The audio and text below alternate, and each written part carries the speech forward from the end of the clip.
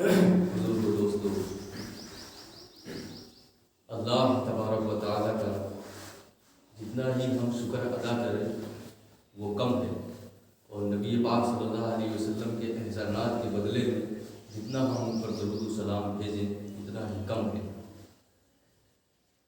اللہ تعالیٰ کا کیسا کرم ہے اور احسان ہے کہ اللہ نے ہم سب کو مسلمان کے گھر میں پیدا فرمایا اور ایمان جیسی بڑی دولت سے نوازا ہے۔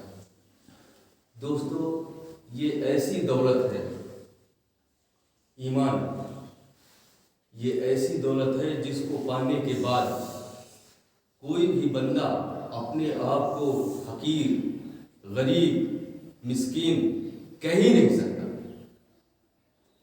کیونکہ اللہ تعالیٰ کہتا ہے نا کہ میں نے دنیا کی تمام چیزیں، آشائش کی، عیش و عشرت کی جتنی بھی چیزیں ہیں دنیا میں، ہم نے ساری چیزیں انسانوں کو دی ہیں، ساری نعمتیں عطا کر دی،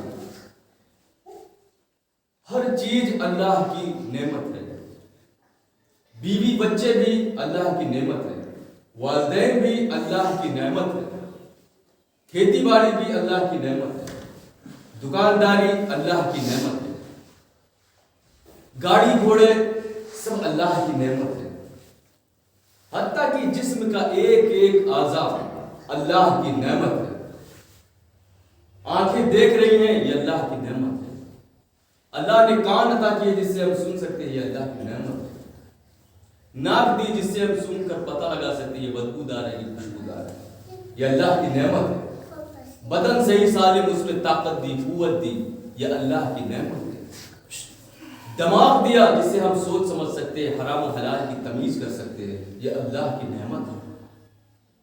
اگر دماغ کا ایک اسکرو ڈھیلا کر دیا جائے تو گندگی میں اور اچھائی میں، غلط میں، صحیح میں ہم فرق نہیں کر سکتے، مٹھائی میں اور کچڑے میں فرق نہیں کر سکتے، اچھا ہے برا ہے فرق نہیں کر سکتے۔ اللہ کا کتنا بڑا رحم و کرم ہے دوستو کہ اللہ نے ہم کو صحیح سالم بنایا، ہر چیز ہر نعمت دی، لیکن اللہ کہتا ہے میں نے کبھی اس پر فخر محسوس نہیں کیا، تم کو یہ جتایا نہیں کہ میں نے تمہیں یہ چیزیں عطا کی۔ اللہ تعالیٰ نے اتنی ساری نعمتیں عطا کی، لیکن اللہ کہتا ہے میں نے کبھی یہ جتایا نہیں تم لوگوں کو کہ میں نے اتنی نعمتیں تمہیں عطا کر دی، یہ دے دیا، یہ دے دیا، یہ دے دیا، لیکن اللہ تعالیٰ نے کہا کہ دو چیزیں ایسی میں نے تمہیں عطا کی ہیں، اس کے لیے میں اس کو جتاتا ہوں، اس پہ فخر محسوس کرتا ہوں۔ وہ کیا ہے؟ ایک ایمان ہے دوستو، ایمان ایسی بڑی دولت ہے نا کہ انسان ساری زندگی گناہ میں مبتلا رہے، ساری زندگی اللہ کے احکام کو نہ مانے، اللہ کے حکم کو توڑتا رہے، پھر بھی اللہ تعالیٰ کہتا ہے کہ اگرچہ میری ذات میں اس نے کسی کو شریک نہ کیا، صرف مجھے ہی عہد مانتا رہا، اپنا رب مانتا رہا، اللہ تبارک و تعالیٰ کہتا ہے کہ میں ایسے بندے کو اپنی قدرت سے چاہوں گا تو میں حشر کے دن معاف کر دوں گا، بخش دوں گا، لیکن حاجی ہے، نمازی ہے، پرہیزگار، متقی ہے، اس نے ساری شریعت کے احکاموں کو ادا کیا، میرے حکم کو مانا، نبی پاک صلی اللہ علیہ وسلم کی سنتوں پر بھی عمل کیا، ان کے لائے ہوئے طریقے پر زندگی بھی گزاری، لیکن اگر میری ذات میں اگر اس نے کسی کو شریک کیا ہے تو میں پروردگار اس کو کبھی معاف نہیں کروں گا۔ اللہ کی ذات میں کسی کو شریک کرنا یہ اتنا بڑا شرک ہے، اتنا بڑا گناہ ہے دوستو کہ اللہ تعالیٰ کہتا ہے کہ میں اس کو معاف کروں گا ہی نہیں سرے سے۔ جس طریقے سے بغیر ایمان والا جس کو ایمان کی توفیق نہ ہوئی، جس کو ہدایت نہ ملی، جو اس دنیا سے بغیر کلمے کی زندگی گزار کر چلا گیا، اس کے بھی مغفرت نہیں ہوگی، اسی طریقے سے اگر یہ دولت ملی بھی اور اللہ کی ذات میں اس نے کسی کو شریک ٹھہرایا تو اس کی بھی مغفرت نہیں ہوگی۔ یہ اتنی بڑی دولت ہے دوستو तो इस पर अल्लाह फक्र फरमाता है कि मैंने तुम्हें ईमान जैसी बड़ी दौलत से नवाजा है। और दूसरी चीज ये है, अल्लाह ताला जो फक्र फरमाता है, हम पर एहसान जतलाता है कि मैंने तुम्हें तुम्हारे ऊपर एहसान किया। वो दूसरी चीज क्या है? वो दूसरी चीज ये है दोस्तों, हुजूर अक़दस सल्लल्लाहु ताला अलैहि वसल्लम का उम्मती बनाया, ऐसा नबी हमको दिया दोस्तों।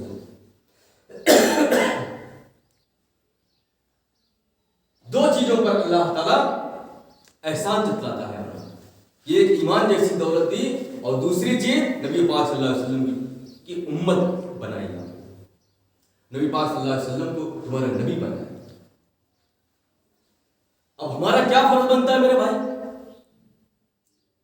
कि हम इस ईमान की दौलत को ना बचाएं, इस पर हम मेहनत करें कि ईमान बचेगा कैसे।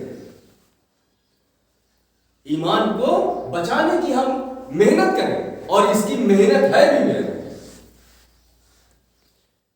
अगर हम ईमान को बचाएंगे नहीं तो बचेगा नहीं दोस्तों।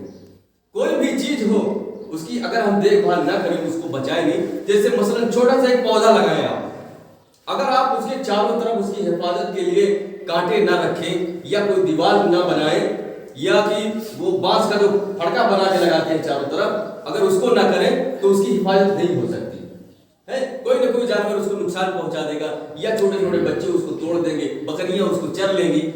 तो एक हिफाजत है ताकि वो बड़ा और उससे हम फायदा हासिल करें। उसी तरह इस ईमान की भी ना मेहनत है मेरे भाई।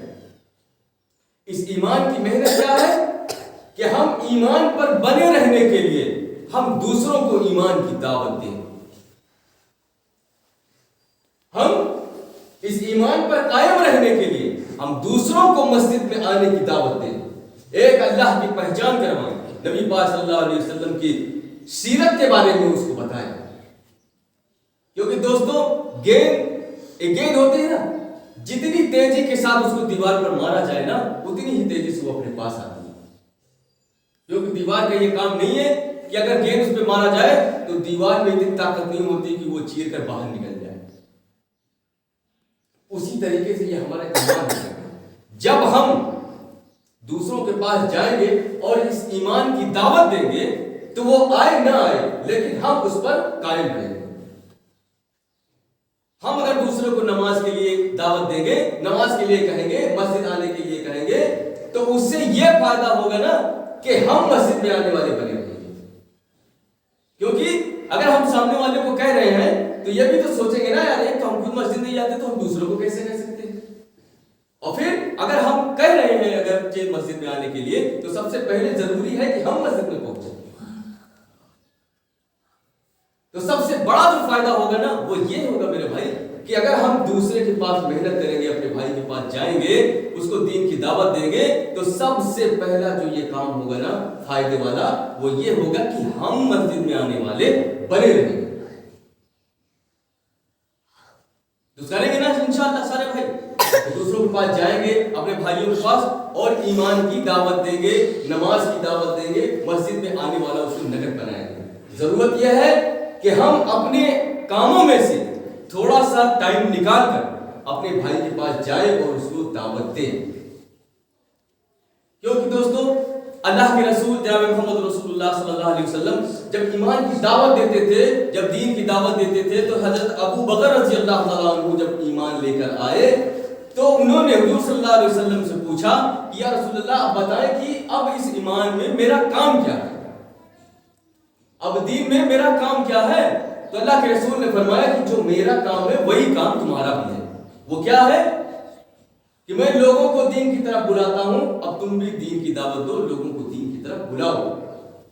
तो अल्लाह के रसूल से उन्होंने दरियाफ्त किया है अबू बकर रज़ियल्लाहु तआला अन्हु ने, इससे फायदा क्या होगा। तो आप सल्लल्लाहु अलैहि वसल्लम ने फरमाया कि इससे फायदा ये होगा कि अगर आपके कहने सुनने से अगर एक भी शख्स राह रास्त पर आ गया तो वो कल हश्र के दिन तुम्हारी नजात का जरिया बन जाए, तुम्हारी बख्शिश के लिए काफी हो जाए। दोस्तों क्या करेंगे हम बताओ इस दुनिया में, अगर हमने अल्लाह की नाफरमानी करके जिंदगी गुजारी तो उससे हम क्या फायदा उठाएंगे। नबी पाक صلی اللہ علیہ وسلم کی لائی ہوئی شریعت پر اگر ہم نے عمل نہ کیا تو ہم کیا بنا لیں گے میرے بھائی؟ آخر یہ تو ہمیں یقین ہے نا، قرآن حدیث پر یقین ہے کہ نہیں ہے؟ اگر ہم مسلمان ہیں تو ہمیں یقین ہے کہ نہیں ہے؟ قرآن حدیث کو کیا ہم غلط ٹھہرا سکتے ہیں؟ یہ قصے کہانیاں ہیں کسی رائٹر کی، کسی لیکھک کی لکھی ہوئی کتاب ہے نہیں نا؟ قرآن جو ہے اللہ کی طرف سے بھیجی ہوئی کتاب ہے بھائی، پوری زندگی اس میں بتلائی گئی ہے کہ مومن کو ایسی زندگی گزارنی ہے۔ تو بتاؤ، جو لوگ ایمان پر زندگی گزار رہے ہیں اور جو نہیں گزار رہے ہیں، ان میں کیا فرق ہے میرے بھائی؟ تھوڑا سا وہ زیادہ کما لے رہے ہو، امیر آدمی بن گئے ہوں گے دنیا کے اعتبار سے، کہ لوگ ان کو چودھری سمجھ رہے ہوں گے، عہدے دار سمجھ رہے ہوں گے، یہی تو ہوگا۔ اور ایمان والا تھوڑا سا کمزور ہوگا کیونکہ وہ حلال روزی کے چکر میں ہوتا ہے۔ دیکھیں پھر بھی بہت سے حلال رزق والے بھی اللہ تعالیٰ نے ان کو بہت تباہ رکھا ہے بھائی۔ لیکن بات وہی ہے کہ اگر ہم نے اللہ کی نافرمانی میں زندگی گزار دی میرے بھائی نے، تو یہاں بھی سکون نہیں اور وہاں تو خسارہ ہی خسارہ، نقصان ہی نقصان، دھوکہ ہی دھوکہ ہے۔ جتنی بھی ساری چیزیں اللہ کے رسول نے بتلا دیے، اللہ کے رسول نے ایک دفعہ فرمایا کہ جب اللہ کے رسول تشریف لائے تو صحابہ کرام نا وہ تھوڑا ہنس رہے تھے، کسی بات پہ بات کر کے وہ ہنس رہے تھے، تو اللہ کے رسول نے فرمایا کہ اگر میں جانتا ہوں اگر وہ تمہیں بتا دوں آخرت کی باتیں، قبر کی باتیں، تو تم ہنسنا بھول جاؤ گے، ہنسنا بھول جاؤ گے تم، یہاں تک کہ اپنے گھروں کو چھوڑ دو گے، اپنے گاؤں اپنے شہر کو چھوڑ دو گے اور جنگلوں کی طرف نکل جاؤ گے، اللہ کے سوا اور کچھ نہیں کرو گے۔ ایسی شدید، ایسی سخت وادیاں، ایسی گھاٹیاں آنے والی ہیں میرے۔ اللہ کے رسول نے فرمایا بندے کی جب بدکار انسان کی، گنہگار انسان کی، جو نبی پاک صلی اللہ علیہ وسلم کی شریعت پر عمل نہیں کرتا، اللہ کے حکم کو نہیں مانتا نا، آخر وقت جب اس کا آتا ہے تو ایسے روح اس کی قبض ہوتی ہے نا جیسے ریشمی چادر بیر کے درخت پہ ڈال دی جائے اور کھینچ لیا جائے، تو اس کا ریسا الگ ہو جاتا ہے، اس کا ریسا الگ ہو جاتا ہے۔ اسی طریقے سے بندے کے جسم سے جب روح کو کھینچا جاتا ہے نا، تب اس کی ہڈیوں کے جوڑ آپس میں ایک جوڑ الگ ہو جاتے ہیں، ریزہ ہو جاتا ہے اندر سے اس کا۔ تو جب بندے کو نہلایا جاتا ہے، کفنایا جاتا ہے نا، تو بندہ چیختا ہوتا ہے کہ میرے اوپر پانی ڈالنے والوں، میرے بدن پہ صابن رگڑنے والوں، ذرا آہستہ کرو، آہستہ کرو، ایسا لگتا ہے کہ میری کھال نکل جائے گی۔ ایسی شدید تکلیف میں وہ مبتلا ہوتا ہے، رگیں ٹوٹ چکی ہوتی ہے ایک دم سے، ایک جسم کا ریزہ ہو گیا ہوتا ہے اس کا، پانی بھی ڈالو نا تو اس کو تکلیف ہوتی ہے، جسم میں اگر وہ صابن، وہ مٹی رگڑی جاتی ہے نا تب بھی اس کو تکلیف ہوتی ہے، یا ایسی تکلیف ہوتی ہے وہ کہتا ہے کہ لگتا ہے میری کھال نکل جائے گی۔ مکھی بھی اگر آ کے بیٹھ گئی تو اسے لگتا ہے اس کے اوپر پہاڑ رکھ دیا گیا ہے، ایسی شدید تکلیف ہوتی ہے میرے بھائی۔ اور بے نمازی کے اوپر اللہ کے رسول فرماتے ہیں کہ ایک سانپ قبر میں مسلط کر دیا جاتا ہے جس کے ناخنوں کی لمبائی اتنی ہے کہ ایک دن مسلسل انسان چلتا رہے تو اس کی لمبائی کو پہنچ پائے گا، لوہے کے ناخن ہوں گے، اور ایک مرتبہ جب وہ مردے کو مارے گا نا تو 70 گز زمین میں دھس جائے گا، اور وہ یہ بولے گا بھی، وہ سانپ اس کو بتائے گا کہ یہ فجر کی نماز چھوڑنے تک میں تجھے ظہر تک ماروں گا اسی طرح، اور ظہر کی نماز چھوڑنے کے عوض میں عصر تک میں تجھے اسی طرح ماروں گا، عصر کی نماز چھوڑنے کے عوض میں تجھے مغرب تک اسی طرح ماروں گا، اور مغرب کی نماز قضا کرنے پر میں تجھے عشاء تک اسی طرح ماروں گا، حتیٰ کہ یہ معاملہ جب تک اللہ کا حکم نہیں ہوگا ایسے ہی چلتا رہے گا۔ کیا بات ہے کہ باتیں ہم لوگوں کو سمجھ میں نہیں آتی میرے بھائی، آخر کون پرسان حال ہوگا، کیوں باتیں سمجھ میں نہیں آتی؟ کیا یہ قصے کہانی ہے؟ یہ جھوٹ باتیں ہیں؟ یہ سچ ہے میرے بھائی، یہی تو ایمان ہے نا ہمارا، ہم تو آئے اسی لیے نا، اسی کی تیاری کرنے کے لیے ہم جو دنیا میں آئے ہیں، اسی لیے آئے ہیں، اسی کی تیاری کے لیے، اسی سے بچنے کے لیے آئے ہیں میرے بھائی۔ آج سمجھو کہ نہیں نا تو کل بہت پچھتانا پڑے گا، بہت پچھتانا پڑے گا، کل حشر کے دن ایسا ہولناک منظر جب سورج سوا نیزے پر ہوگا اور زمین تعمیری ہوگی، آسماں فولاد کا ہوگا، نہ اس دن باپ بیٹے کا، نہ بیٹا باپ کا ہوگا، کوئی کسی کا نہیں ہوگا میرے بھائی۔ اور اپنے اپنے اعمال میں حضرت عائشہ رضی اللہ تعالیٰ عنہ حضور صلی اللہ تعالیٰ علیہ وسلم سے پوچھتی ہے اللہ کے رسول یہ بتائیں کہ کل حشر کے دن میں آپ بتاتے ہیں کہ سارے لوگ ننگے ہوں گے، کسی کے جسم پہ کپڑے کا نام و نشان نہ ہوگا، تو کیا اس دن ایک دوسرے پہ دیکھ کے شرم نہیں آئے گی؟ کیسا منظر ہوگا؟ حضور صلی اللہ تعالیٰ علیہ وسلم فرماتے ہیں کہ عائشہ اس دن کسی کو ٹائم ہی نہیں ہوگا کسی کو دیکھنے کا، اتنا ہولناک منظر ہوگا، سب اپنے اپنے اعمال میں مبتلا ہوں گے، ایسا نفسی کا عالم ہوگا نا کہ ہر انسان اپنے اعمال کے عوض میں جس طریقے کے اعمال ہوں گے اسی طریقے سے وہ اپنے پسینوں میں ڈوبا ہوا ہوگا، کوئی گھٹنے تک ڈوبا ہوا ہوگا، کوئی کمر تک، کوئی سینے تک، کوئی پیٹ تک، کوئی گردن تک، کوئی گوتے لگا رہا ہوگا۔ ایسی سچویشن میں بتاؤ کوئی کسی کو دیکھ پائے؟ اور لوگ اتنے پچھتائیں گے نا کہ اللہ کے رسول فرماتے ہیں کہ انگوٹھوں سے شروع کرے گا اپنے ہاتھ کو چبانا تو بازوؤں تک وہ اپنے ہاتھ کو چبا لے گا، اتنا شدید پریشان ہوگا وہ، اللہ میں کیا کروں، اتنی پریشانی، اتنے ہولناکیوں کا منظر ہوگا میرے بھائی۔ اس دن کون کام آئے گا، کون ساتھ دے گا میرے بھائی؟ اسی کی محنت ہے کہ اپنی فکر کرو اور اپنے بھائی کی فکر کرو۔ چند سالہ زندگی ہے، کتنے دن تک جینا ہے یار؟ کتنا کوئی جی لے گا؟ 1000 سال جی لو گے تب بھی تو کچھ نہیں ہوگا، آخر ایک دن جانا ہی ہے، موت تو برحق ہے، موت آنی ہے، انسان یہاں سے جائے گا اور اپنے اعمال کے حساب سے اپنا حساب و کتاب بھی وہ دے گا۔ تو بھائی ہر کسی کے حقوق ادا کرو، جو بھی شریعت نے احکام بتلائے ہیں نا وہ کر گزرو، یہی تو دین ہے ہمارا، یہی تو ایمان ہے نا۔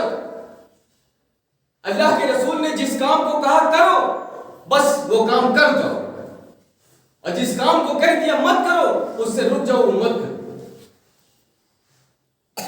یہی ہے۔ اور ہمارے بڑے فرماتے ہیں کہ یہ جو کام ہے دین کا نا وہ عقل والوں کا تو ہے ہی نہیں۔ اب عقل سے مسئلہ یہ نہ لے لینا کہ جس کو دماغ نہ ہو پاگل ہو، اس کا مطلب یہ نہیں ہے۔ بڑے فرماتے ہیں کہ یہ کام ہے نا، جو دین کا جو یہ کام چل رہا ہے، یہ ہو رہا ہے، جو کر رہے ہیں، جو کریں گے، یہ کام دیوانوں کا ہے، مجنونوں کا ہے یہ کام۔ اللہ کے رسول کو دیکھ کر کفار ان کو مجنوں کہتے تھے، اللہ کے رسول کو دیوانے کہتے تھے، یہاں تک کہ کہتے ہیں یہ پاگل ہو گئے۔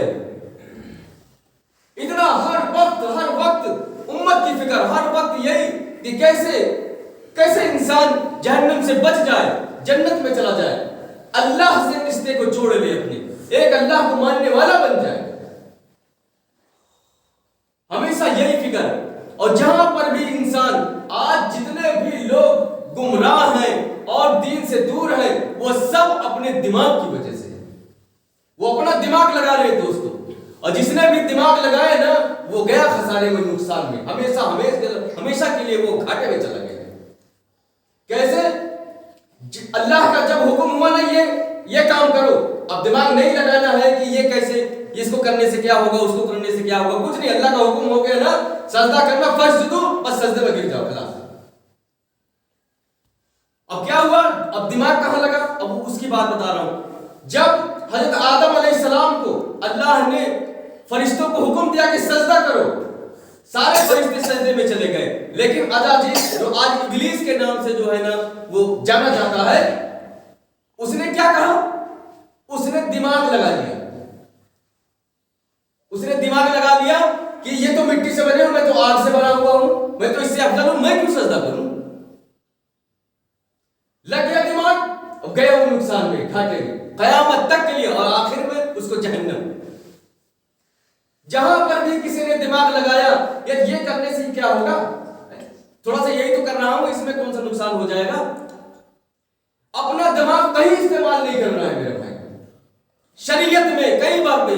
बस कुरान हदीस में जो कुछ भी है ना उसको करना ही करना है, अपना दिमाग कतई नहीं लगाना है। कुछ लोग कहते हैं ना कि अब हमारे दोस्त अकारीब जो रिश्तेदार वो दुनिया से चले गए, उनके नाम से हम कुरान ही तो पढ़कर बख्श रहे हैं, इसमें कौन सा गुनाह हो गया? लगा ना दिमाग लग गया कि कुरान पढ़ के बख्श रहा हूं ना, इसमें क्या गुनाह? बात भी सही है, हर इंसान की बात भी समझ में आ जाएगी, अब कुरान है कोई गलत बात तो नहीं है। लेकिन यहां से उठ के बाहर निकल के देखो ना, इसमें अल्लाह का क्या हुक्म है, मेरे नबी का क्या हुक्म है। कुरान मुर्दों के लिए नहीं आया है, हालांकि पढ़ के बख्शोगे तो सवाब मिलेगा, कुरान जिंदों के लिए आया है मेरे भाई। बस तुमको यही चीज याद रह गई कि तीजे में 40वें में कुरान पढ़ना है। नहीं मेरे भाई, दिमाग कतई नहीं लगाना है, कहीं पर भी दिमाग का इस्तेमाल अपने नहीं करना है, बस जो शरीयत में वो काम करना है। 5 वक्त की नमाज फर्ज है, अब इसमें दिमाग का इस्तेमाल नहीं करना है, बस अजान हो, वक्त हो, मस्जिद में पहुंच जाओ, अल्लाह के सामने झुक जाओ। अल्लाह ताला कहता है मेरे बंदे की पेशानी मेरे सामने झुक गई, मेरे सामने बंदे ने अपने माथे को रख दिया और उसका माथा उड़ जाए, उसकी बख्शिश ना हो, ये हो ही नहीं सकता। बंदा आके सर तो झुकाए ना अल्लाह के सामने। अल्लाह ताला हर चीज देने पर कादिर है, कुदरत रखता है, क्या कुछ नहीं दिया मेरे भाई? हम अल्लाह की नहीं मान रहे हैं तो क्या कमी है हमको? अल्लाह ताला ने हर चीज दिया ना। और सोचो जब हम अल्लाह की मान कर जाएंगे तो अल्लाह की मानेंगे तो अल्लाह किस तरीके से नवाजेगा। यहां तो कुछ भी नहीं है, हमारे लिए तो सारा कुछ अल्लाह ताला ने जन्नत में रख रखा है। यहां तो हम चंद साल जिंदगी गुजार कर अल्लाह को राजी करके अपने नबी पाक सल्लल्लाहु अलैहि वसल्लम के तरीके पर चलकर अल्लाह को राजी करके यहां से चले जाना है। बस वहां पहुंचे नहीं, आंख बंद हुई नहीं, बस मजे ही मजे। कैसे इस दीन को, क्या बताऊं मेरे भाई, इस दीन को जिसने भी समझा ना, सारी जिंदगियां लगा दी इसी दीन पर, सारे माल खर्च कर दिए इसी दीन पर। हज़रत मौलाना इलियास रहमतुल्लाह अलैह जिन्होंने इस काम को चालू किया है, इस दीन के काम के दीन की मेहनत को जिन्होंने शुरुआत की है, बड़े मालदार शख्स थे मेरे भाई, बहुत मालदार थे, कई एकड़ उनको जमीनें थी बहुत ज्यादा। लेकिन जब इस दीन पर उन्होंने खर्च करना शुरू किया है, इस दीन की मेहनत करना शुरू किया है ना मेरा भाई, तो आखिर में बताते हैं लोग कि एक शख्स मौलाना इलियास रहमतुल्लाह अलैह के पास आया रमजान में और सोचा कि ये तो बड़े दीन के बड़े उलमा हैं, इनके पास तो बड़ी अच्छी अच्छी चीजें होंगी, खाने पीने को मिलेगा बेहतरीन। और वो मौलाना के पास आ गया और कहा कि बस 1-2 दिन की आपसे मेहमानी चाहता हूं। तो ठीक है कोई बात नहीं, आप साथ रह सकते हैं। रमजान का महीना था, अब जो है अफ्तार का वक्त हुआ तो दस्तरखान पे क्या रखा हुआ है? गूलर और पानी। आखिर जमाने में उनके पास यहाँ तक कुछ भी नहीं बचा खाने के लिए, गुजारा किस पे हो रहा है? गूलर पे और पानी पे। अफ्तार का वक्त आया, वही गूलर पानी। वो बंदा सोच रहा है ये क्या बात हो गई यार, हम तो पर सोच रहे थे कि बिरयानी होगी, बेहतरीन सालन होगा, और ये गूलर खाने को मिल रहा है। चलो खैर बर्दाश्त कर लिया, हो सकता है खाने पे मिल जाए। तो अफ्तारी हो गई, खाने पर फिर वही गूलर वही पानी। चलो ठीक है कोई बात नहीं, हो सकता है कि सहरी के वक्त में कुछ खाने को मिले। सहरी का वक्त आया, उधर भी वही गूलर और पानी। उसने कहा ये गूलर और पानी ही रह गया है, कुछ नहीं। उसने जो है ना दूसरे दिन मौलाना साहब से सलाम अलैकुम वालेकुम सलाम किया, बोला भाई मैं जा रहा हूँ। बोला क्या बात हो गई? कहा मौलाना मैं तो सोच के आया था आप बड़े मालदार होंगे, कुछ खाने पीने की चीजें होंगी, और ये देखो तो अफ्तार में भी, सहरी में भी और हर चीज खाने में भी गूलर ही गूलर है। वो जाने लगा ना तो मौलाना ने उसको बुलाया, जरा सुन तो ले 2 मिनट, चले जाना कोई बात नहीं। आज अगर तू रुक जाता ना तो देखता इलियास के दस्तरखान पर आज गूलर भी नहीं है, सिर्फ पानी ही बचा है। लेकिन दीन के काम से कभी पीछे नहीं हटे मेरे भाई।